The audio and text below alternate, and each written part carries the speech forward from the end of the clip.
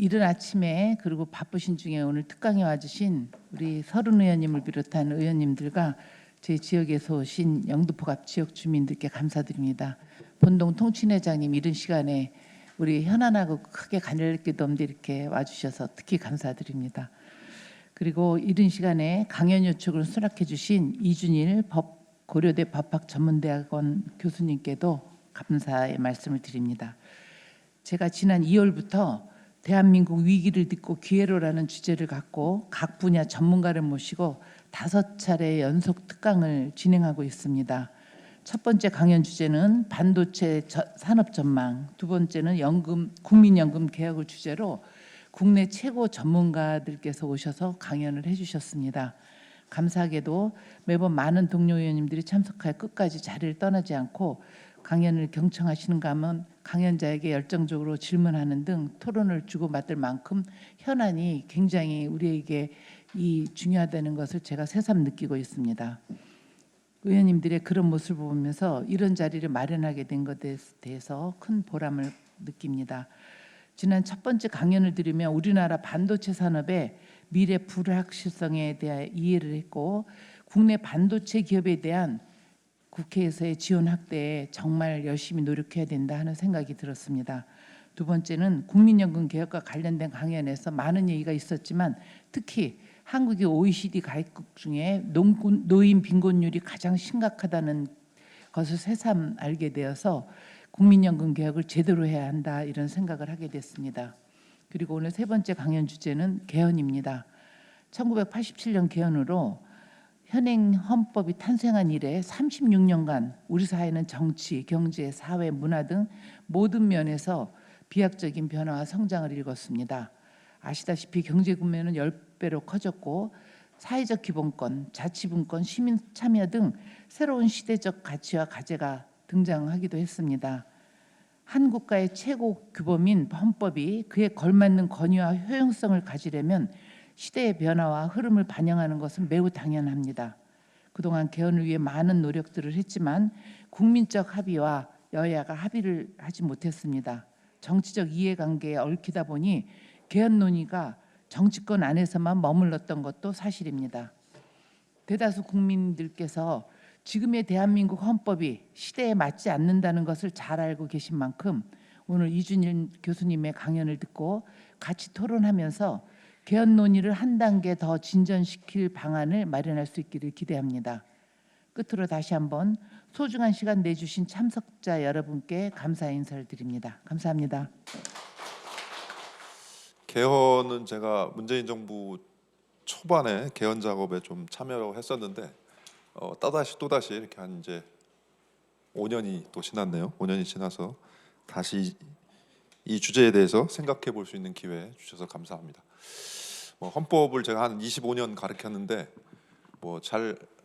아직도 잘 모르지만 좀 분명하게 바뀌어야 될 그런 내용들도 분명히 있고 그런 것 같습니다. 그래서 그런 내용 중심으로 좀 살펴봤는데요. 잘 아시다시피 현행 헌법 1987년에 만들어져서 효력은 1988년부터 효력을 가지게 됐죠. 그래서 36년이라고도 할 수 있고 35년이라고도 할 수 있는데 잘 아시다시피 군사정부 시절에 이제 간선제에서 직선제로 바꾸는 아주 중대한 그런 변혁을 이룬 헌법이고 아까 의원님들도 말씀하셨지만은 단임제 한 번만 할 수 있는 대통령제 이게 이제 이 헌법의 가장 큰 특성이고 잘 아시다시피 1948년도에 이 헌법 이전에 이제 우리 최초의 헌법이 만들어지고 물론 이제 임시정부 헌법도 있지만 근대적인 이런 제대로 된 헌법으로서 이제 1948년에 헌법이 만들어진 후에 잘 아시는 것처럼 이승만 정부, 박정희 정부 지나면서 30년 넘게 임기 연장, 장기 집권 이런 불행했던 우리 역사를 반영해서 우리 헌법에 대통령의 임기 연장이나 중임 변경에 관한 헌법 개정은 제한 당시 대통령에는 효력이 없다라고 하는 조항이 들어갔고 그게 현행 헌법에도 그대로 유지되고 있습니다. 그 덕분인지는 모르겠지만은 지금 대통령까지 포함해서 8번째 대통령이 이 헌법에 의해서 선출이 되었습니다. 뭐 아까 말씀하신 것처럼 이제 8명의 대통령이 나왔기 때문에 뭐 어떻게 보면 이게 이제 뭐 이 헌법이 이제 자리를 잡았다라고 볼 수도 있겠지만은 이게 또 너무 좀 시간이 많이 지난 거 아닌가 이런 또 생각도 하실 수 있을 것 같습니다.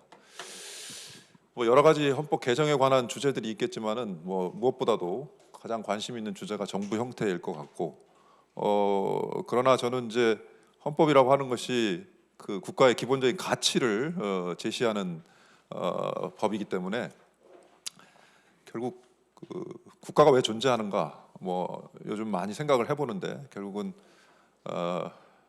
대한민국의 국민들 또는 뭐 함께 사는 외국인들 이 존엄성이 실현되는 그게 최고의 가치다 저는 이렇게 생각하고 국가의 목적도 바로 거기에 있다 이렇게 생각을 합니다.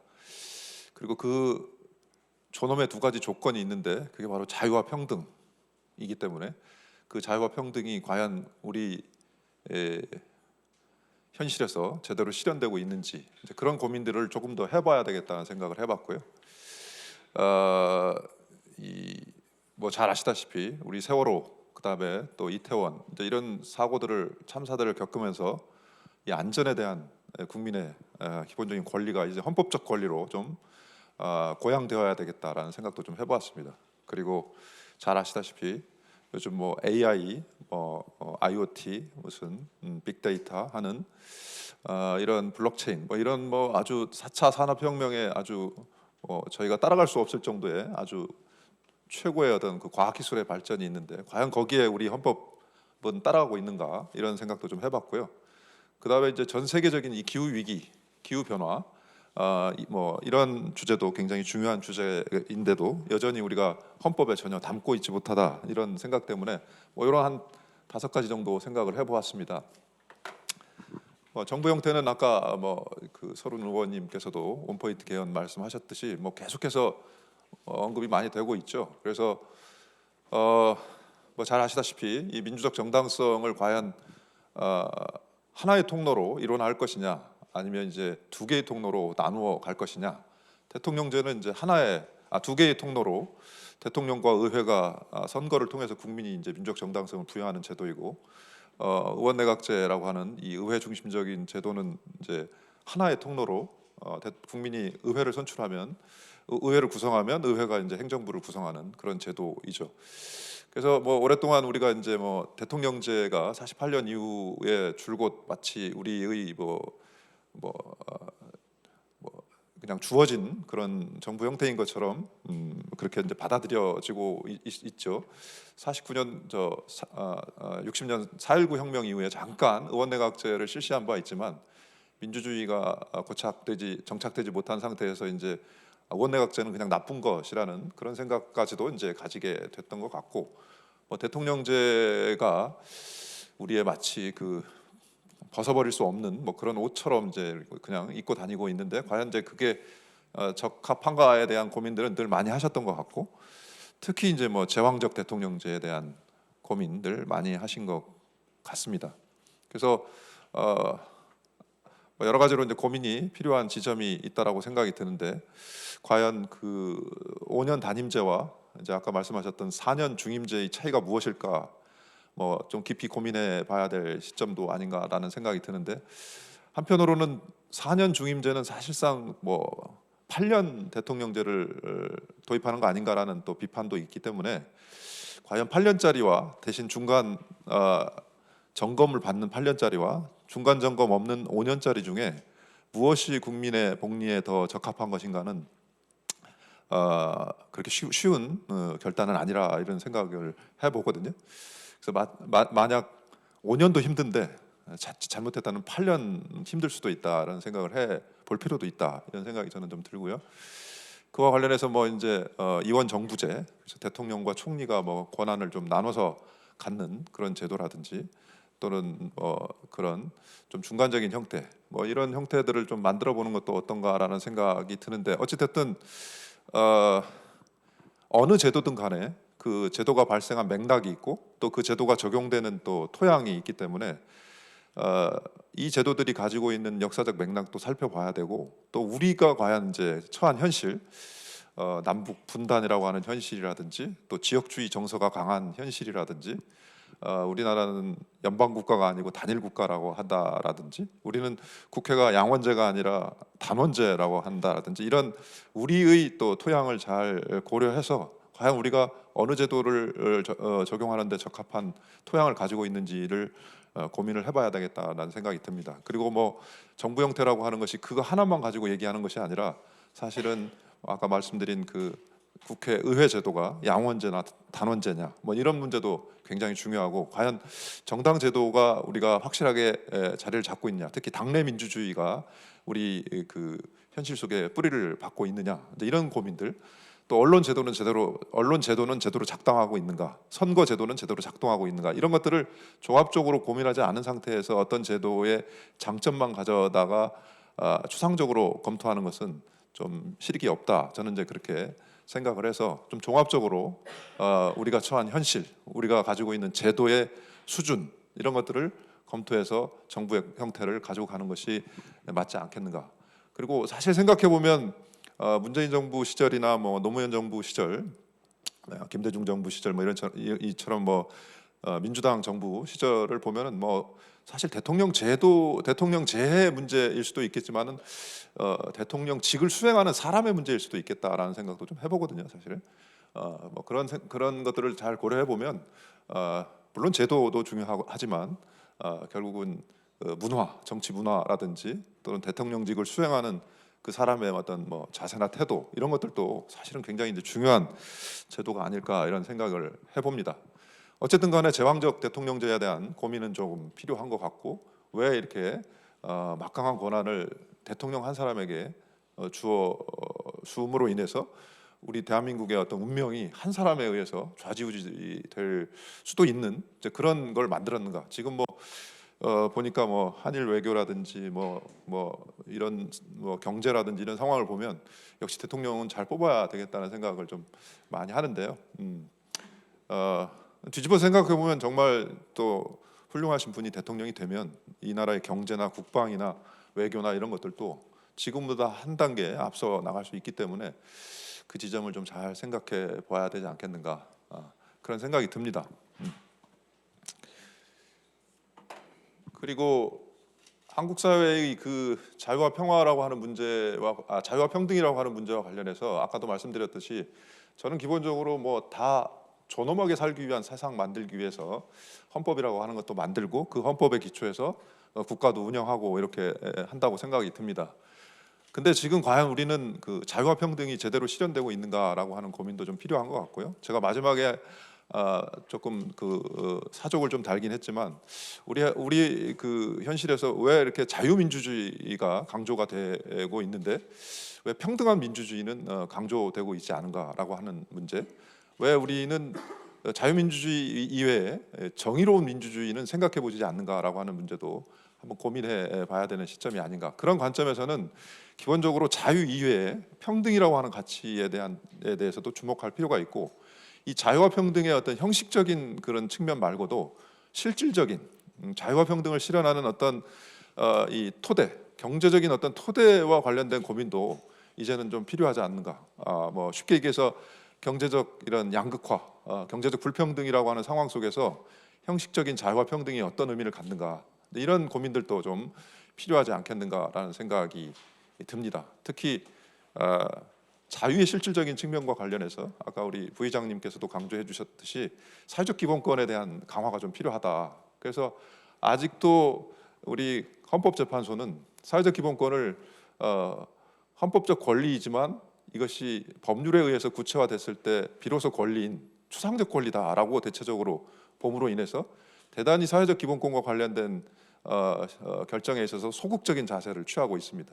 그것이 바로 우리의 그 양극화, 경제적 불평등의 현실을 헌법을 통해서 개선하려고 했던 사회적 기본권 보장의 의미를 굉장히 퇴색시키고 있기 때문에 분명하게 이 사회적 기본권에 대한 강조 내지는 이것이 왜 헌법적 권리이고 국가가 여기 구속되는지에 대한 그런 언급이 좀 필요하다 이런 생각이 듭니다.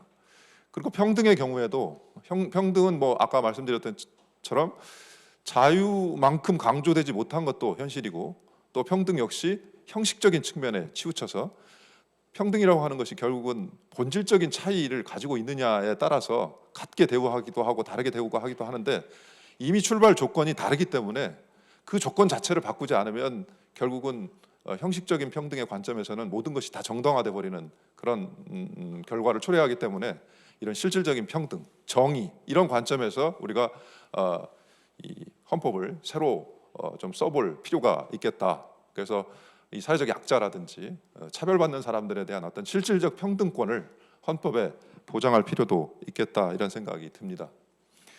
잘 아시는 것처럼 우리가 대통령을 탄핵으로 이끌었던 사건이기도 했던 세월호, 그리고 사실상 또 이번에도 이태원 참사에서 보듯이 이 안전 불감증, 국가가 왜 국민의 안전에 대해서 이렇게 소홀히 하고 있는가, 이 부분에 대해서는 한번 검토할 필요가 있다고 생각이 듭니다. 한 번도 아니고 두 번씩이나 이런 대규모의 인명이 참사를 겪는 이런 상황에서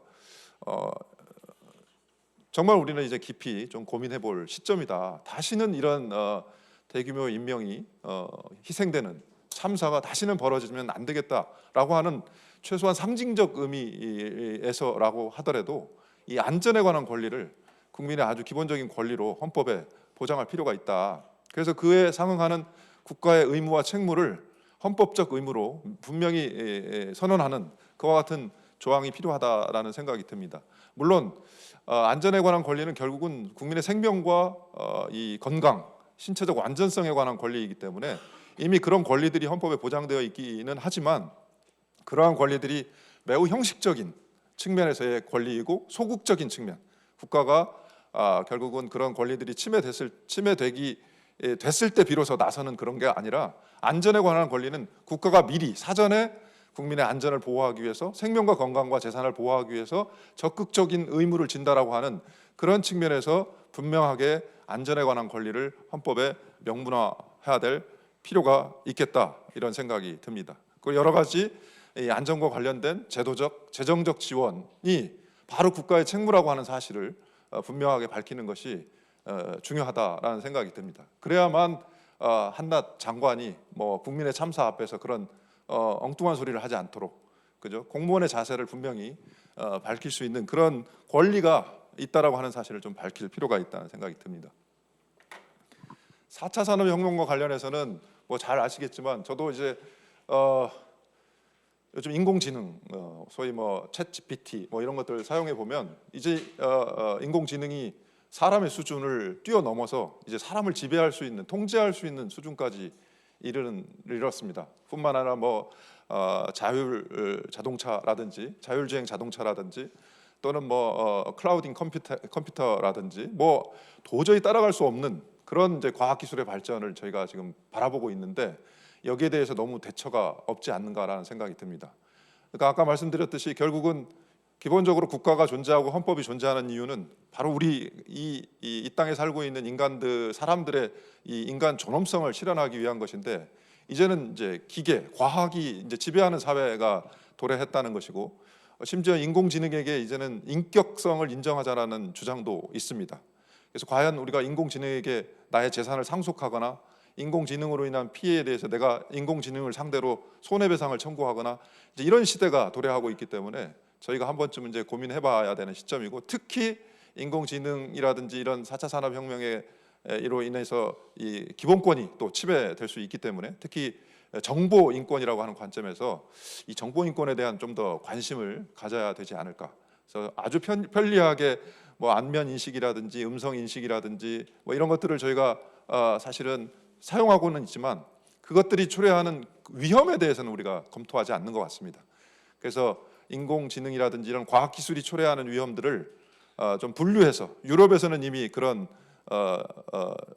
매뉴얼을 만들어서 인공지능이나 이런 과학기술이 초래하는 위험을 3단계로 구분해서 아주 고도의 위험을 발생시키는 것들은 다 금지시키고, 그러나 이제 어느 정도의 위험을 발생시키긴 하지만 인간에게 유효한 기술들은 법적으로 여러 제도적으로 규제를 통해서 조건을 달아서 사용할 수 있도록 하고, 전혀 위험을 초래하지 않거나 아주 사소한 위험을 초래하는 것들에 대해서는 이제 마음대로 사용할 수 있도록 하는 이런 어떤 위험의 분류를 통해서 인권을 존중하는 동시에 과학기술이 가져다주는 그 혜택을 인간이 향유할 수 있도록 산업을 또한 촉진시키는 지원하는 그런 두 개의 어떤 이 트랙을 통해서 이 과학기술에 대처하는 것들이 있는데 그런 기본적인 어떤 국가의 과제를 제시하기 위해서라도 저희는 헌법에 이런 문제들을 반드시 담아야 되겠다라는 생각이 듭니다.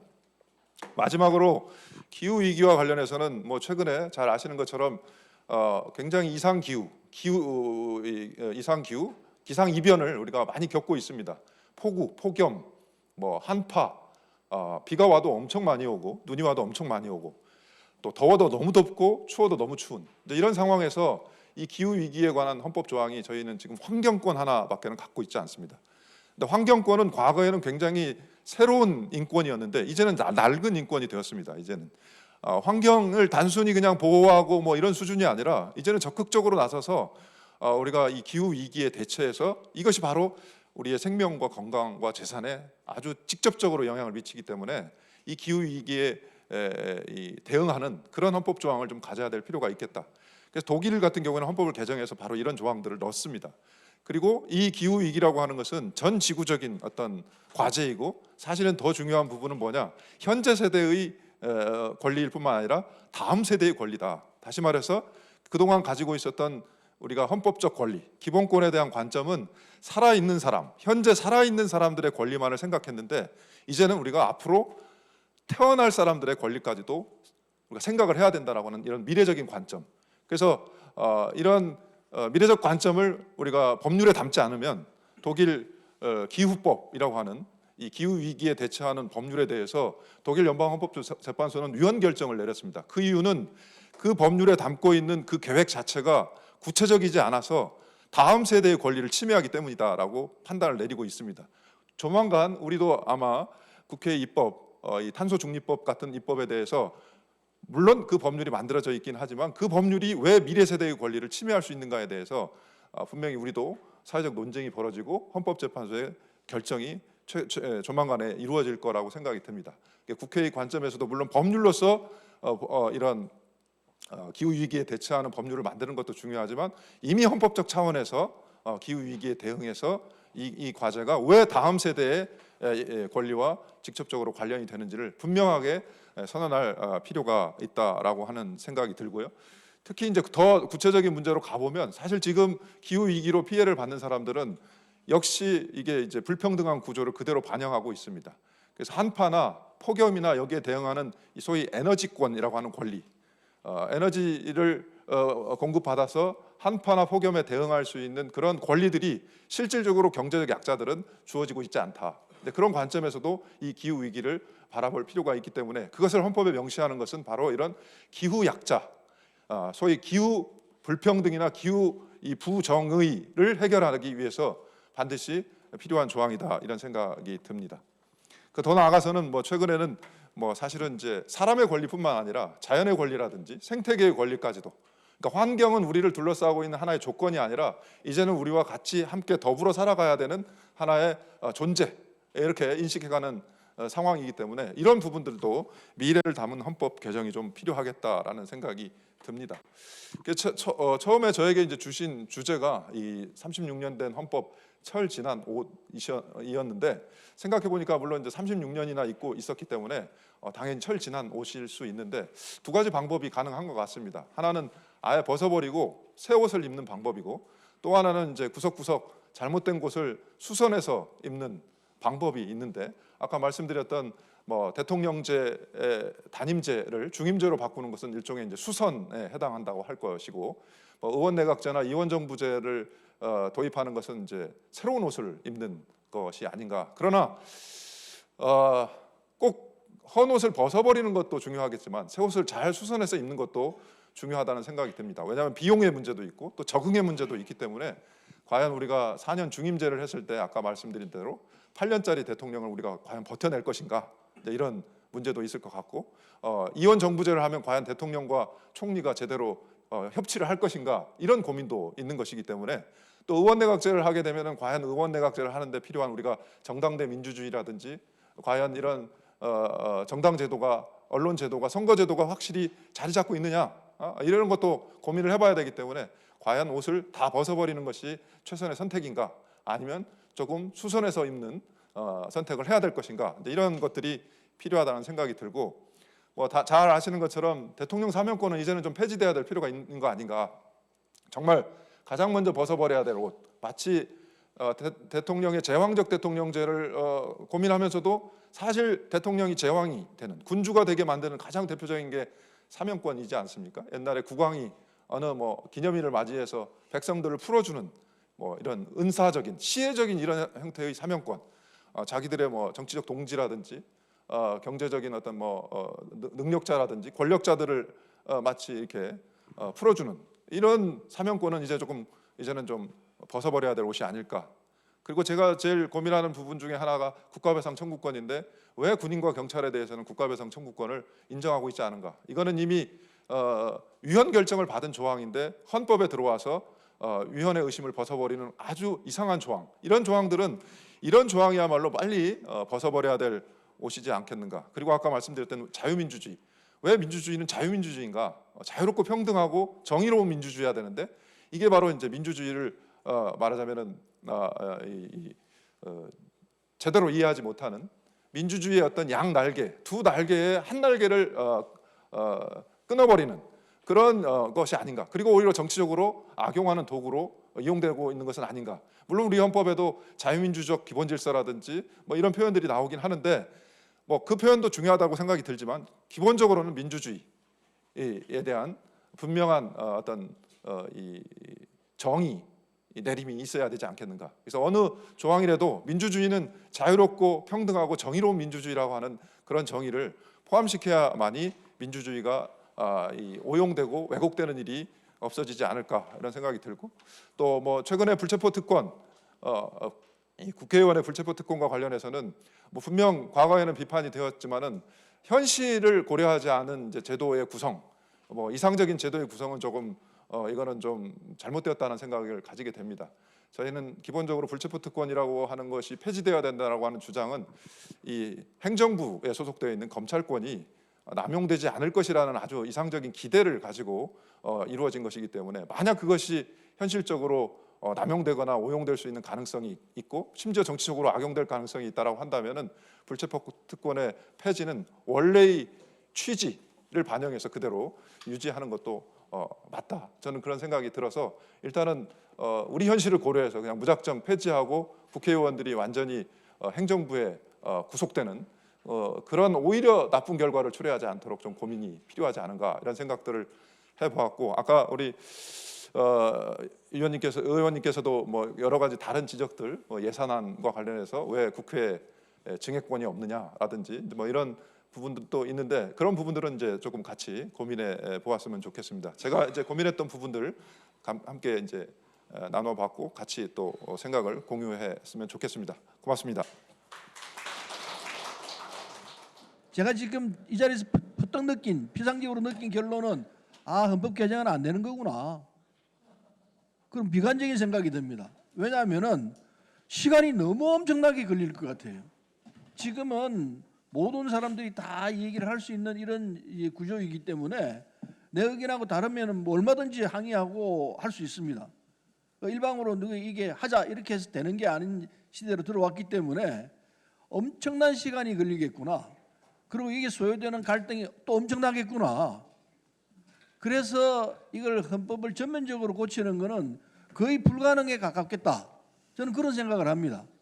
예전같이 뭐 건의로 눌러가지고 이게 일안이니까 일안대로 가자 이러면 그거 뭐 될지 모르겠습니다. 그런데 그게 될 가능성이 거의 없다고 보여집니다. 그래서 그런 문제를 어떻게 해결할 것이냐, 이준일 교수님께서 지금 제가 내리는 이 의문상 이게 엄청난 시간을 요하겠구나 하는 데 대해서 어떤 입장인지 말씀 좀 해주시면 좋겠습니다. 헌법 개정은 블랙홀이다. 그래서 국가의 모든 의제를 다 빨아들일 수 있는, 그래서 다른 의제에 대한 논의를 다 중단시킬 수 있는 의제가 바로 헌법 개정이다. 그래서 저도 그 부분에 대해서는 동의를 하는데, 이미 36년 동안 많은 헌법 개정 논의들이 있었습니다. 국회의장 소속으로 혹은 대통령 소속으로 굉장히 오랜 논의를 많이 해와서 지금 말씀하신 것처럼 주제는 굉장히 많이 있지만 사실은 어느 정도 정리된 부분들도 많이 있다고 저는 생각이 듭니다. 그래서 물론 우리 의원님께서는 아까 원포인트 그러니까 4년 중임제를 말씀하셨지만 4년 중임제도 사실은 어떻게 보면은 이해관계가 많이 다르기 때문에 그 부분도 사실 합의하기가 어려운 부분이지만 합의가 어렵기 때문에 이제 중단하는 것보다는 어쨌든 지금까지의 논의 결과들을 저희가 좀 압축해 보면 최소한 모두가 동의할 수 있는 합의될 수 있는 부분들이 최소한은 존재한다고 생각이 들거든요. 그리고 적어도 제가 말씀드렸던 이런 4차 산업혁명이나 기후 위기에 대한 대처는 정파적인 이해관계를 떠나서 누구나 동의할 수 있는 사안이기 때문에 그러니까 이제까지 논의 과정에서 합의된 사항 그리고 지금 이 시점에서 우리가 꼭 담아야 될 사항들은 이제는 좀 담는 헌법 개정이 좀 필요하지 않을까 이제 그런 생각이기 때문에 꼭 그것이 불가능하다, 꼭 시간과 비용이 많이 든다 이런 전제하에서 논의 자체를 중단하는 것은 조금 우리가 바람직하지 않을까, 바람직하지 않다. 저는 좀 그렇게 생각하는데 모르겠습니다. 네, 네. 지금 우리 국민들이나 정치권에서는 이 헌법 개정이 너무 정치 분야에 포커스가 맞춰져 있기 때문에 국민적 동의가 나오기가 어렵다 하는 그런 느낌을 받았습니다. 오늘 교수님 말씀 중에 우리 국민에 대한 생명, 인권 그리고 안전, 환경 등 시대에 맞는 이 헌법을 그 학계에서나 정치권이 아닌 곳에서 좀 많이 이거를 어필을 물론 강의실에서는 하시겠지만 이런 부분을 좀 말씀을 많이 해주시면 국민들께서도 정말 시대에 맞지 않는 걸 느낄 텐데 지금 대통령을 2번 하느냐 1번 하느냐 내각제로 하느냐 중임 아니면은 지금 중선거구로 하냐 소선거구로 하냐 이런 게 부각이 되다 보니까 그 정치가 국민들한테 신뢰를 받지 못하는 여러 가지 이런 부분에 우리가 개헌에 탁 막혀 있지 않나 이런 생각이 듭니다. 23일 날 우리 국회 전체 본회의에서 전원위원회를 이제 구성을 하고 정말 이 전원위원회를 통해서 여야 의원들이 여러 가지 의견 개진을 할 때 저는 이 시점에 맞춰서 학계나 전문가 그룹 특히 교수님께서 이 헌법을 굉장히 오랫동안 강의를 하셨고 연구를 하셨기 때문에 저는 이론적인 측면에서 오늘 말씀하시지 않을까 이런 생각을 했는데 정말 우리가 생각하지 않았던 우리 국민들이 더 알아야 되는 그런 말씀을 해주신 것 같습니다. 그래서 개헌은 반드시 해야 되는 당위성과 또 국민을 설득할 수 있는 이런 거에 좀 많은 도움을 좀 주셨으면 좋겠다 이런 말씀을 전해드립니다. 그러니까 헌법 개정하면 다 뭐 이미 48년 헌법 이후부터 임기 연장 아니면 중임 변경 다 그것만 생각하고 있기 때문에 이번에도 헌법 개정하면 결국은 뭐 대통령 누가 하냐, 몇 년 하냐, 뭐 이제 어떤 방식으로 뽑느냐 이제 이런 것들만 생각하는 것 같습니다. 그래서 아까 이제 우리 서른 의원님께서도 현실 가능한 대안으로서 원포인트 개헌을 말씀하셨지만 오히려 그런 것들이 이제 또 헌법 개정은 결국 정부 형태 바꾸려고 하는 거구나라는 인식을 계속 심어줄 수 있기 때문에 지금 말씀하신 것처럼 헌법 개정이 우리 공동체의 모든 구성원들의 삶을 더 나았게 심지어 우리 미래 세대까지도 포함하는 그런 목적을 가지고 이런 헌법 개정을 하는 거나라고 하려면 전면에 오히려 이런 안정권, 기후 위기 이런 이 4차 산업혁명과 관련된 인권의 강화 뭐 이런 것들이 전면에 나서고 뒤에 정부 형태 이게 이제 나와야 되는데 이게 이제 순서가 거꾸로 되어 있기 때문에 아주 좋은 지적을 하신 것 같고 헌법 개정을 원하는 국민이나 여러 국회의원님들께서도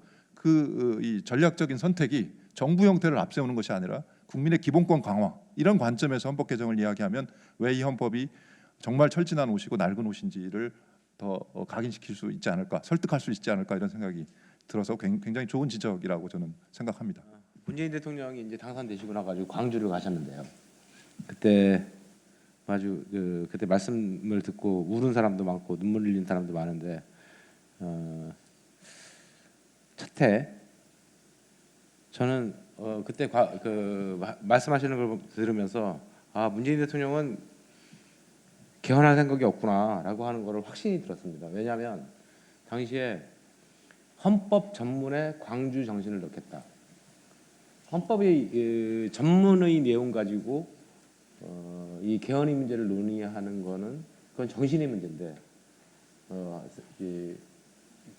그 논쟁에 휘말리다가 늦자 말자 하다가 아마 개헌은 끝나버리고 말 것이다라고 하는 생각이 들었었는데요.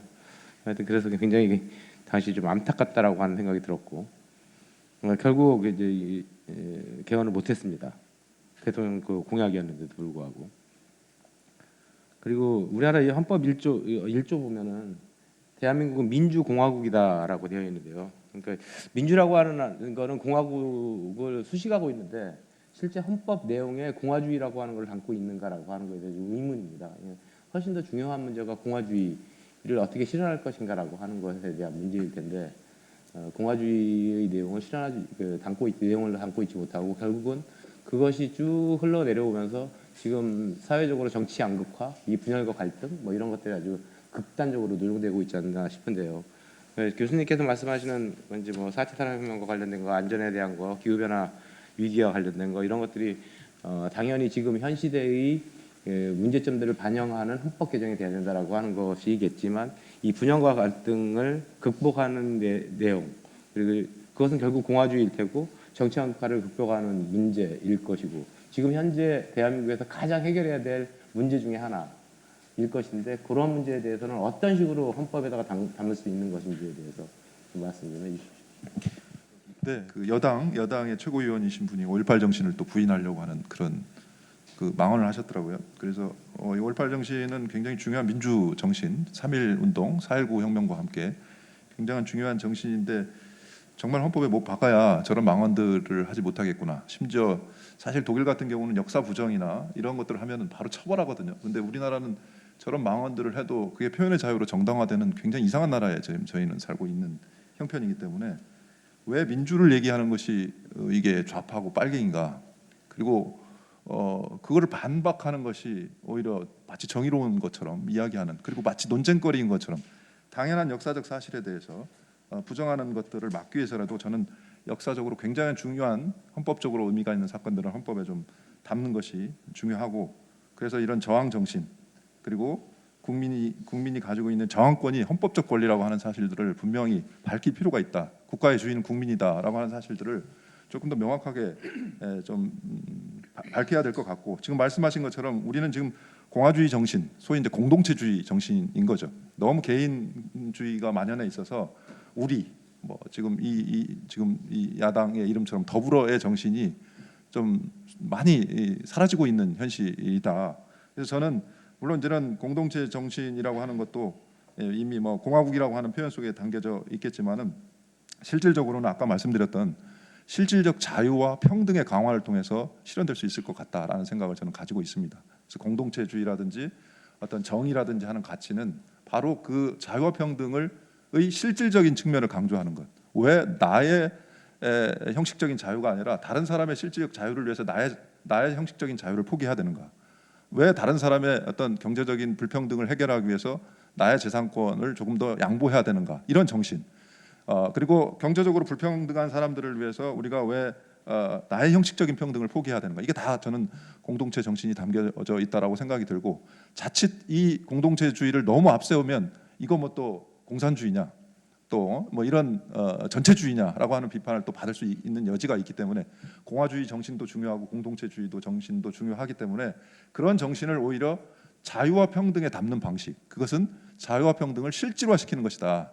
그 실질화를 위해서는 나의 자유와 평등을 조금 더 포기하고 양보할 수 있는 것이다라고 하는 인식이 확산이 된다라고 한다면 그것이 바로 저는 공동체주의 정신이 될 수 있고 지금 이 의원님께서 말씀하신 것처럼 우리나라의 분열과 갈등을 극복하고 통합을 이룰 수 있는 진정한 통합을 이룰 수 있는 방안은 바로 거기에 있다. 저는 이제 그런 의미에서 아까 실질적인 자유와 평등을 강조하는 대안을 말씀드렸던 것입니다.